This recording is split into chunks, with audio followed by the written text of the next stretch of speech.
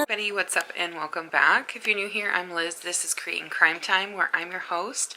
And what I do is I sit down, I talk about a true crime case, and sometimes there's art at the same time. We're continuing on our John Doe, Jane Doe cases. We're going to be talking about the Cook County Jane Doe. This is an older one. This is from 1903.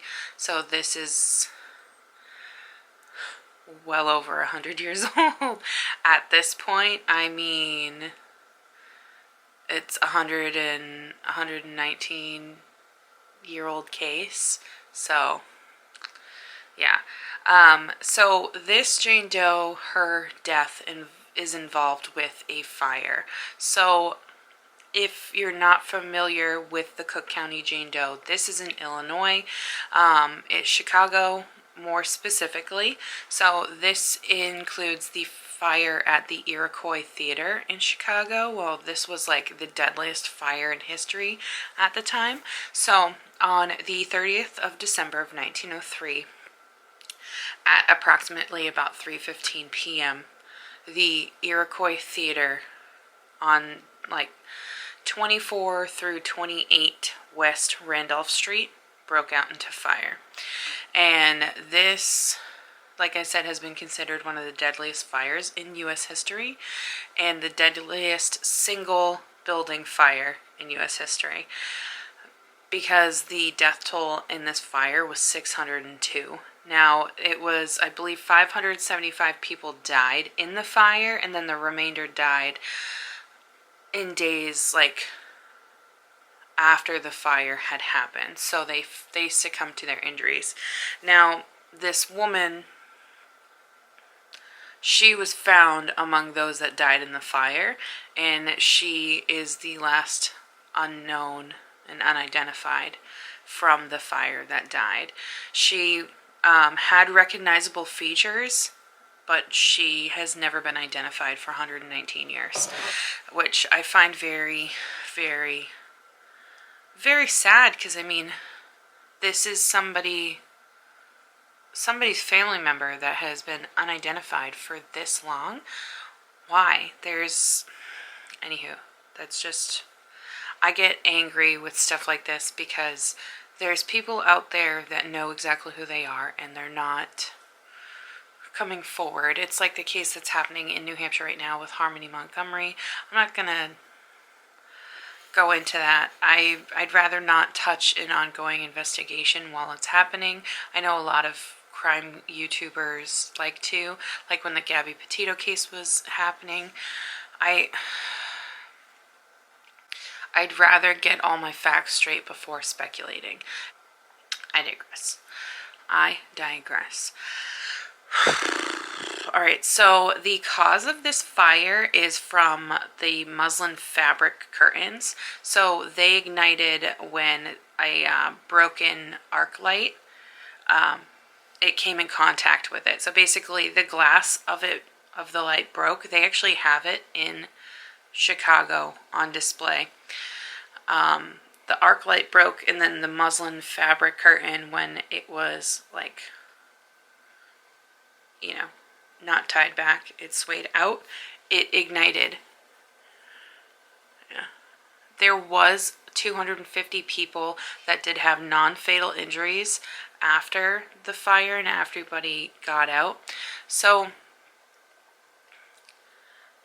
there was a mass panic while the theater was on fire. And this is because this building was not structurally safe. There was it was just bad. So because there was a mass panic, many people attempted to make their own way out of the building. Now, many people were trapped inside, and this is because there was piles of bodies on top of one another. So they would try to climb up them to get out. And these bodies were stuck at like the fire exits. The lovely fire exits that we hope actually help us. Well, these people were stuck at them.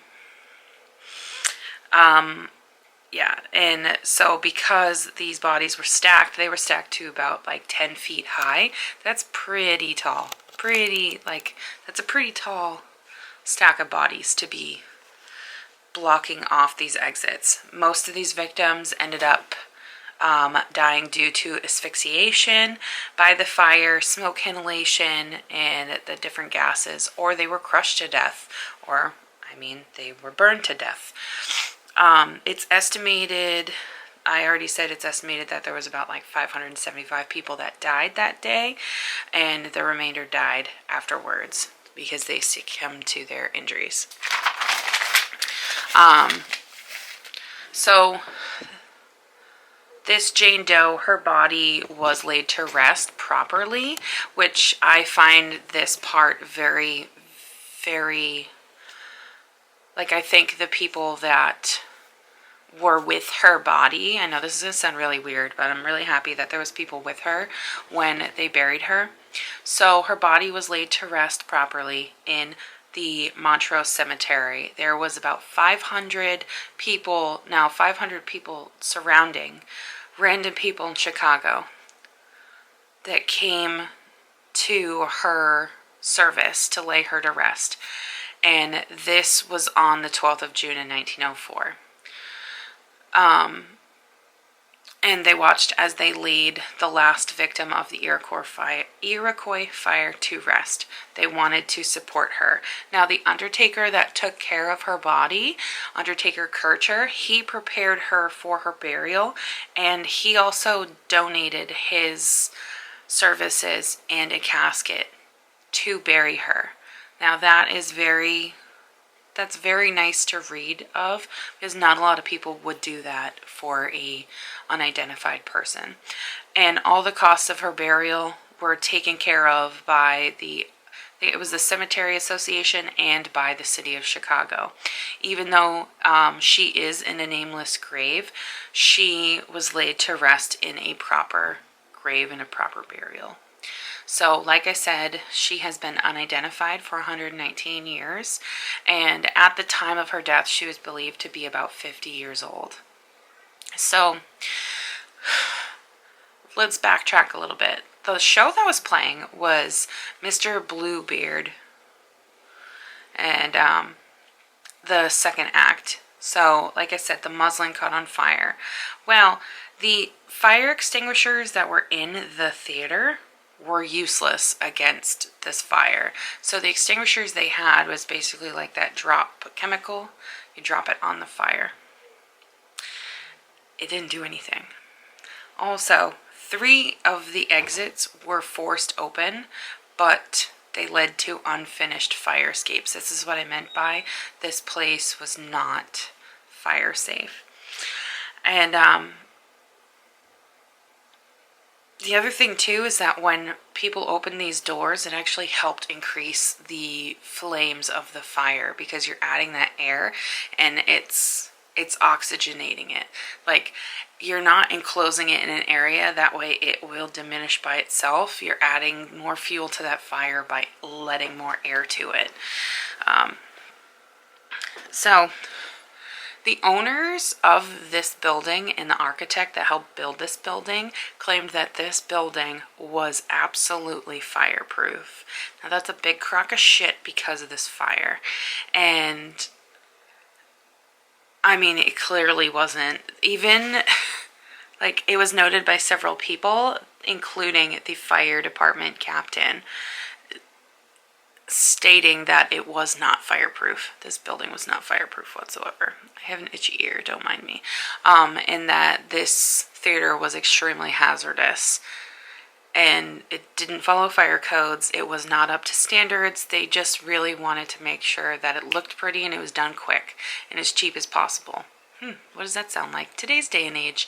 It's quick, it's cheap, get it done. Why do you think houses that are built past the 1970s go up in flames so easy? Actually, I don't think it's just the 1970s anymore. I think it's houses that are like mid-90s and newer. They go up so fast because they're built cheap. So, due to carelessness of the owners of the theater and not following the fire codes, the building's fire went up extremely fast, and the death toll was 602 people. So her death could have been prevented if this building was actually fireproof. So she's different. We know why and how she died. But, I mean, it still remains that she's unidentified. So that's where it kind of like, there was a hinder in this. But that is the case of Cook County Jane Doe from 1903 and the Iroquois Theater Fire. So I hope you guys enjoyed, and I'll see you in my next case. The broken plate, another called off date. We never seem to get it.